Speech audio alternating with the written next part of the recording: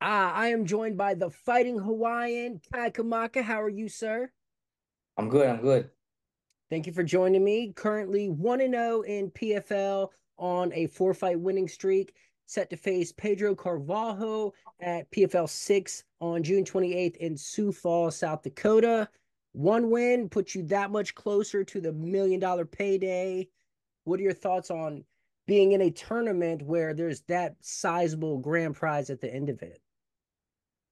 I mean, it's a big deal. You're putting this pool of fighters, this roster of fighters for a reason. And but all in all, I mean, I'm not worried about the million yet. I got somebody else in front of me leading up to it. Step two out of four. So I mean, yeah, that's all I'm worried about. PFL, they're doing things differently, right? They have this point system, it's a tournament. So a loss doesn't mean you're out of it. But if you get a first round finish, you get 6 points, versus a second round, third round finish or a decision. Do you feel like that entices you to maybe force the finish more so than a regular MMA fight? I mean, at this point in my career, I mean, not really, not really. I'm not looking at the end prize. That's why. Like, I'm looking at beating the guy in front of me, winning the fight in front of me, fighting the guy in front of me.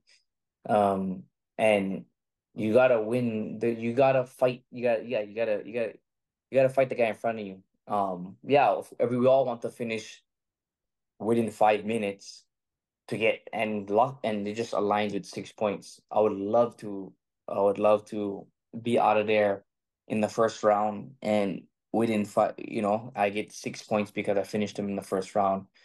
But you look too far ahead and then boom, you might be on the opposite end and give him 5 points or give him 4 points, just because you didn't fight smart. Um so I mean yeah, it does entice me. Of course, it entices me, but not too much. I guess it's a balancing act, right? You Yeah. gotta find the sweet spot. I Hmm. want to back up for a second. Uh, I don't want to say you got a raw deal in the UFC, but you kind of got a raw deal in the UFC, right? You're So, not the first person. You're probably not the first. You're definitely not the first person or the last to ever say that. So I mean, you're good. yeah, I mean, you left the UFC on a majority draw, which only happened because of a point deduction that maybe didn't even need to happen. And then before that, you were involved in a split decision for the what that went the other way, where one of the judges had a 30-27 in your favor. So, I mean, you really could have been 3-1 in the UFC. Did you feel robbed when you made your exit in 2021? Uh, I was so young and like rushed. I mean, when I left, yeah, I felt robbed.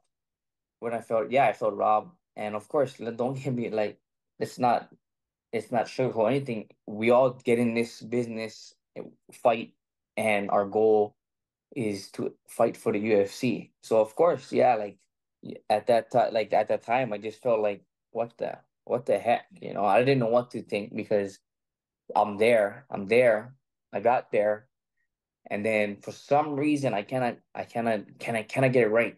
I cannot get it right. I had a good win, 50K, and I just good fight, good win, 4 days notice, and I felt like yeah, sky's the limit. Everything's gonna take off from here. And then I took a short notice fight with Jonathan Pierce.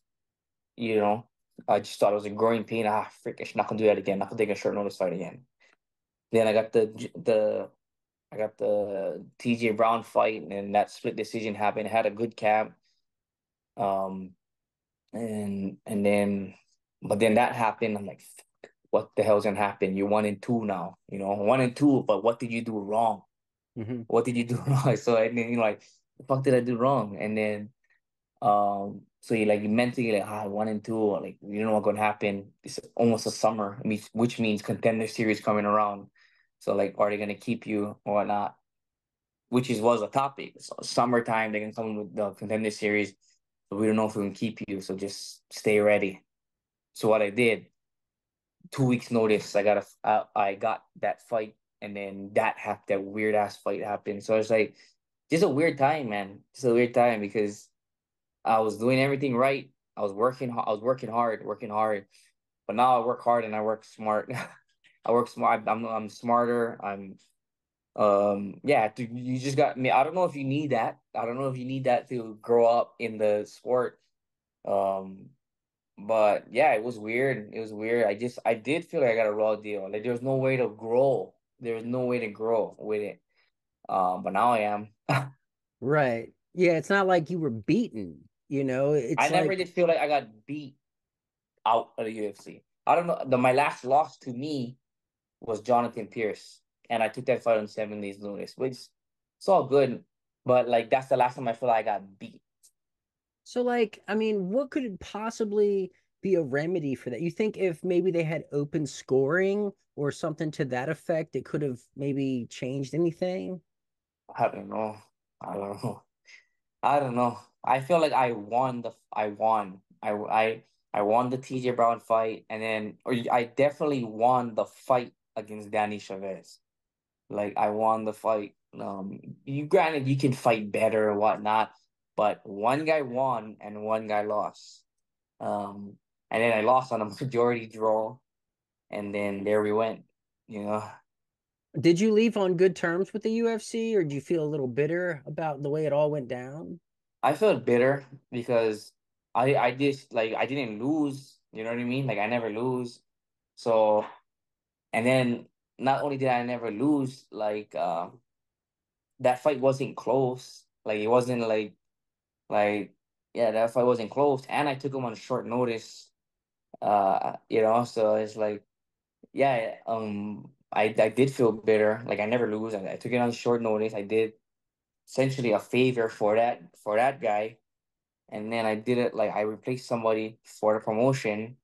Um, so yeah, I did feel bitter after, especially after I took the fight on short notice after a split decision loss where I felt like I won part three. It was a competitive fight, but I Sure. didn't. It was a clear winner.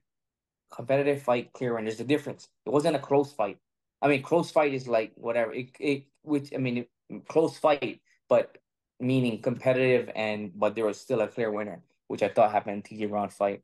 So after that, whatever. We went through like a month of with the commission where he thought like we protested it, which I knew we weren't gonna win, but my manager wanted to go through the process, and so I was like, okay, whatever, let you do your thing, and then just he like just stay and then we ended up taking that short notice fight. So yeah, it was a freaking weird. I just had like a couple minutes of talking about it, but yeah, it was shady. It was shady because then they never know if they was gonna resign me or whatever. Basically, I felt like I wasn't gonna resign anyways just because contender series keeps getting growing, keeps So I was like, fuck, they can get somebody else that they just went. Then so that's all. I had a meeting at PFL, and then but Bellator signed me first. Okay, interesting. Yeah, I mean, you're an exciting fighter. That's kind of crazy that they wouldn't want to re-sign you. Like that's weird. But I Um, mean, I get it, man. The business, like you were a dime a dozen, now. You know what I mean? It's like whatever, on to the next. yeah. That's the game. I mean, that's the game. You look, it's that's the game. So it's like you gotta win. I I mean, it's know shitty, but that's the reality. before the UFC, I know you were in Bellator and then you went to Bellator again. Do you think that could happen with the UFC, or are you did that I just leave a mean, bad taste in your mouth? I don't know. Nah, no, not really. Like, I mean, sure, you left a bad taste in my mouth and whatnot, but shoot, that's just you just gotta. I mean, it didn't deteriorate me from like anything, and this game changed so fast. The game changes so fast. Um, People in the business, um, just or fighters in the business are in and out. Trajectories of careers, trajectories of the business. Like I was with Bellator, now I'm with PFL because of they got bought out. So Right, right. you just gotta. I just do what I do and take care of my family. And if it 100%. leads me back to the UFC, great. If it doesn't, I just keep going to become world champion wherever it's at, and that's Yeah, still no, great. I love that mindset. Um, do you kind of regret taking those short notice fights in the UFC, or do you think you kind of had to go through that trial by fire just to experience it, to know like maybe that's not the way to go? I don't know if I had to go through that as far as like, um, but I took it as like, I'm gonna use this as like to to get better. I like, as far as like when it all went said and done, it's like I gotta get better. I gotta get better, and I gotta just be more professional. And I don't know what that meant, but every day I try to get better. Meaning from taking care of my body to not rushing certain things or talking it over with my manager, my coaches, actually like listening to what they think. We all got better at it. We all like got better with which fights or like not rushing stuff, you know.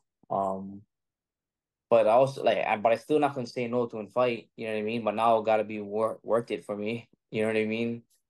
Um, so I mean, I might take one short notice fight, but gonna be worth it. Right, right. You know.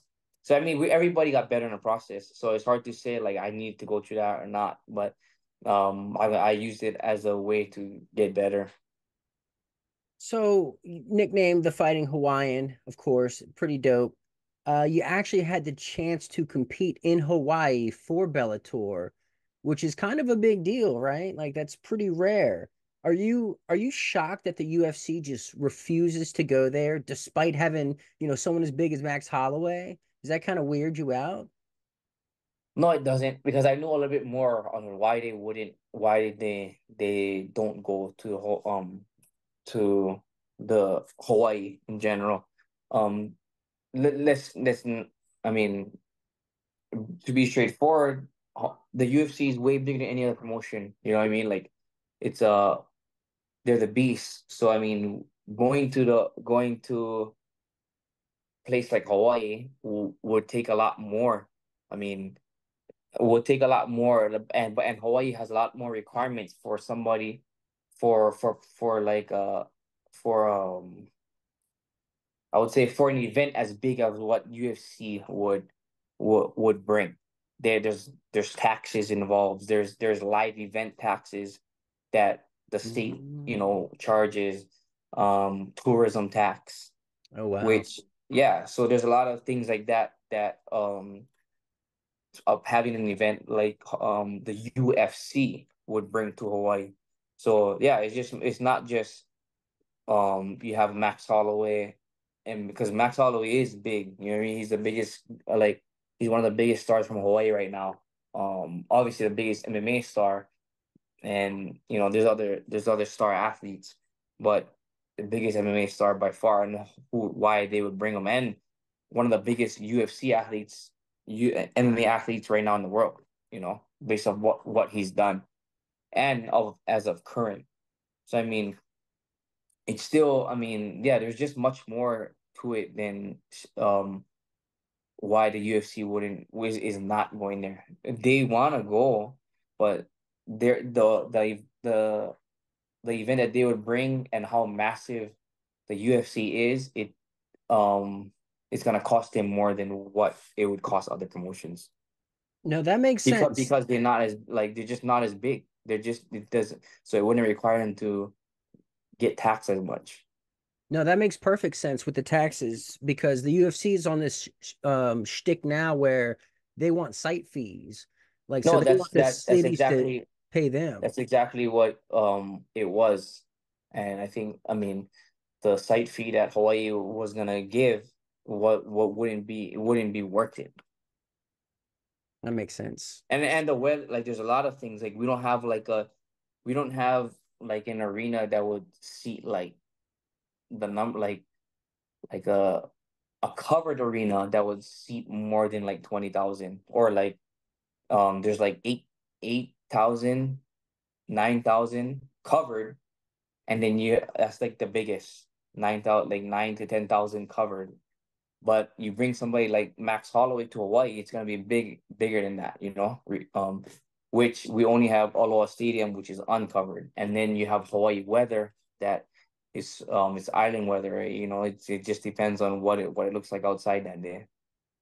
Yeah, that makes sense. That makes sense. I guess it's not entirely the UFC's fault. Yeah, I It's just mean, the and so if business. you would bring an event like the UFC to Hawaii, you would have it in a 52,000 seat arena uncovered. You would have to cover it, which would take a lot too. No, that makes sense. So you're with the PFL now. Was that kind of weird how you were talking to them after the UFC and then went with Bellator just for PFL to come in and buy Bellator? Yeah, kind of. I mean, when you look at it now with the way my career went, UFC, PFL, Bellator, not by any like kind of not by choice. I didn't like choose to travel to all three, obviously because of the way the UFC went, and then did was doing well in the PFL. I mean, the Bellator and climbing, and then end up in the end up with PFL after one of my biggest wins. How do you feel about the format? It's a tournament, and so they're almost like all short notice fights, but not really. Like you know exactly how much time you have between fights. Does that work better for you? Or do you wish you had more time in between fights? I know everybody's different. Um, it's hard to say because I was outside and you just deal with different problems. I think you just deal with different problems, um, based off of what the format is, and their format. That's what you're in, so that's what you gotta adjust. You gotta adjust to the format. And right now, I'm in the second fight, and I win this fight, then I think I could answer this question a little bit better. Um, because I gotta carry whatever from the first fight. You gotta recoup, and Mhm. then you gotta get to that next fight. Yeah, and your PFL debut was against Bubba Jenkins, who's actually from my hometown. So I have to salute you for nullifying his wrestling. Like you shut him down completely. Like that was pretty wild. Um, did you have to, were you training extra for the wrestling for this one? No, I wasn't training extra wrestling. I mean, I was training hard wrestling, but I never do anything. I never seek anybody outside of Xtreme Couture because our gym, we just have a lot of great high level guys. Um, I mean, you adjust to every fight. Every war is different, but I knew that I had the capabilities in MMA to beat his wrestling. This is MMA. This is not like he probably beat me in a wrestling match, Sure. but I wrestled in college. I'm a kickboxer, boxer, wrestler. So I mean, this is MMA, and he wrestles in MMA when I fight MMA. Like, Mhm. so that's the biggest difference. He's worried about wrestling in MMA when I'm in a fight. So I think like I'm worried about everything. I'm training everything. I'm getting better at everything. When I feel like he gotta implement wrestling only, or that's what he gotta do to win. Were you Because I surprised at can how many hold up. kicks he threw? Yeah, I think that was just it was different. It was a lot of different things. It was mental to where he wanted to feel comfortable in the fight, so to be in my fight. Um, and then uh, yeah, he wasn't trying to expend as much energy, make himself feel comfortable in a striking match. And then maybe they was training that. Um, and then he was trying to blend his wrestling. But so I mean, I don't know if I was surprised by it because it didn't matter to me. Because I mean, I knew what he was. I just knew what he was. You could come on. It's written already. He gonna wrestle, Mhm. and so the more you throw kicks, I mean, go ahead because you're gonna get tired because that's not you. That's not what you do. So Mhm. I mean, and the more you do it, the more uncomfortable you're gonna feel eventually. And he was trying like he fought a good fight too. I think that was the best he looked in a long time too. Like he didn't look withered. Like he looked like strong mind the whole way. Um, so he looked like he prepared well for the fight. Um, but I don't think he knew how good I was. Yeah, I mean, you handily beat him. I'll say that. And everywhere. On Yeah. top of that, your next opponent, Pedro Carvalho. Um, I kind of feel like he got a raw deal in his last fight. He fought Yeah, Brendan Loughlin now and he got a raw deal. He definitely was hurt. But I mean, he got hurt. He got flash knockout or flash knocked down, and then he was getting Pedro was coming on. I mean, Loughnane was coming on hard, but he definitely recovered. He just got yeah, he definitely recovered, that is one of the most premature stops I've ever seen. especially And after he tripped, like he got ankle picked. yeah, Like it exactly. was literally right when he ankle picked, he got Right. stopped the fight. I don't Yeah. know what told the ref. I don't know what told the ref to stop it right at that moment. There could have been stopped earlier, and it would have been a little bit more justifiable. Right. Exactly. It's like they let him recover just to stop the fight. Yeah. It's almost like the ref already had it in his mind that he was going to stop it and just Hmm. waited for a moment. Yeah, it seemed But the weird. wrong moment, the wrong moment. The very wrong moment. But what sucks for Pedro is now he's on a 3 fight losing skid. Like that's Yeah. tough to deal with. Do you think that makes him more dangerous? Well, I don't know. I mean, maybe it does. Maybe. But for how long? 5 minutes. I mean, you only can make you dangerous. I mean, this just yeah, I don't know. I mean, maybe it does, maybe it doesn't. I'm not worried Um, about that. I believe he's fought a couple of your teammates also, most recently Jeremy Kennedy, JBC, who's a beast. Uh, and I know you and Jeremy have very different styles. Your fighting styles are pretty different. He's a heavy grappler, heavy wrestler, but is he helping you out for this one? Is he giving you like a blueprint on how to win here? No, not Jeremy's like my main training partner. So even though we have completely different styles, um, he's my main training partner. So I'm gonna take as much as I can from what he's felt in there and put it into my approach as well. Like take into account how I approach the fight. No, I'm not, so I mean, on different positions that he's like where Pedro felt strong, where he didn't. I mean, it's good. If he's my main training partner, he travels with me. He's always with me, so of course I'm gonna hear it. I know he had the bag for all the minutes when they fought. Mhm. Is there anything in your mind that's like maybe I should take his back also, or you're like, you know what, I'm just gonna keep it standing and do my thing and put this guy out? Um, no, I don't really plan to ever keep a fight standing or whatnot. I mean, that's just like in the fight, that's what I'm seeing. That's what I'm seeing. That's where I feel like I have the advantage in the most recent fights. So I mean, if it calls, I'm gonna double leg him, take him down. I mean, I'm predominantly a wrestler. I've kickboxed. I'm a MMA. I'm a complete MMA fighter. I feel like I wrestled in college.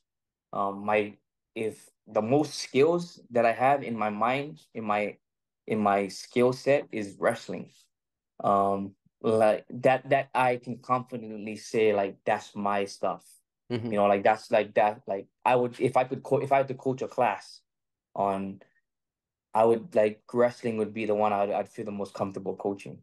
Wow. So, yeah. That's a little surprising because it seems like you just love to stand and bang. Like it seems like you love just Well, I banging mean, it out. if the next class I would coach would be an MMA striking class, not a kickboxing, not a boxing, but an MMA striking class, that I feel like that's the next big one that I'm really good at.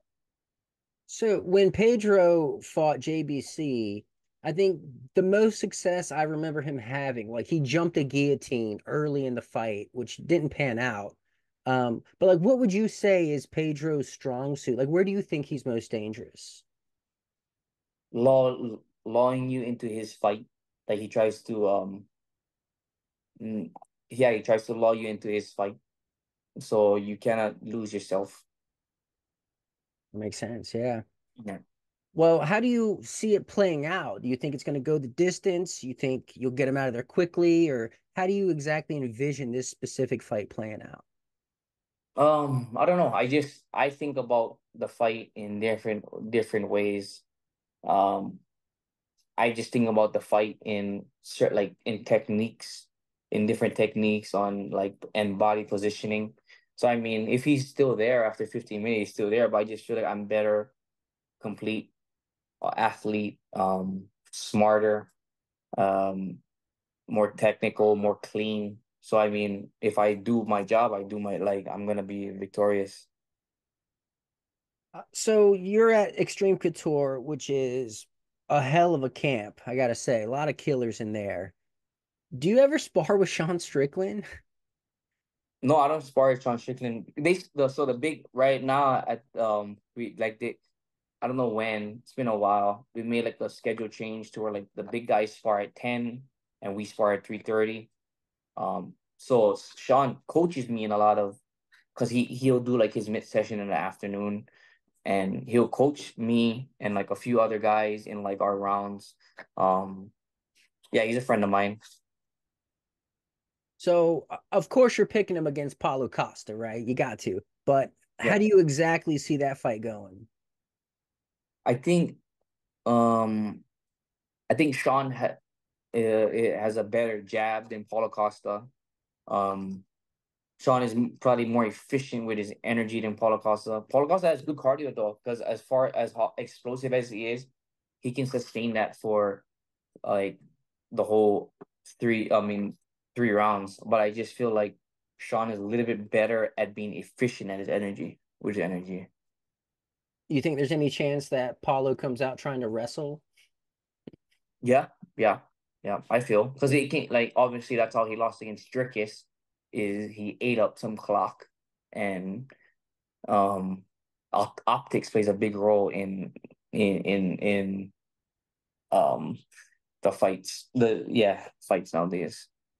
Yeah, big time. I think that was one of Benson Henderson's biggest assets was his no sell, as they say, his ability to get hit and make it look like he didn't get hit.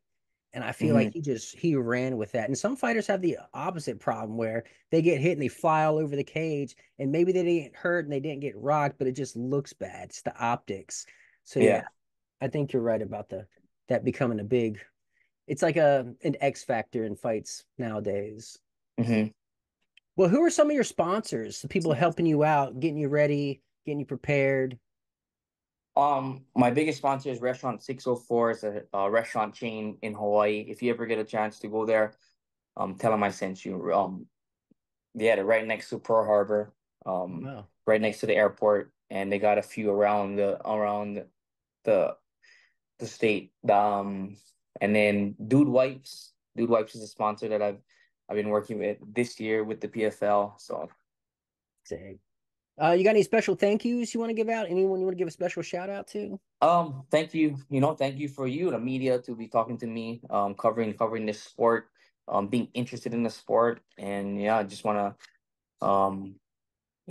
take care of business on June 28th and then move on to the next round of the $1 million chase.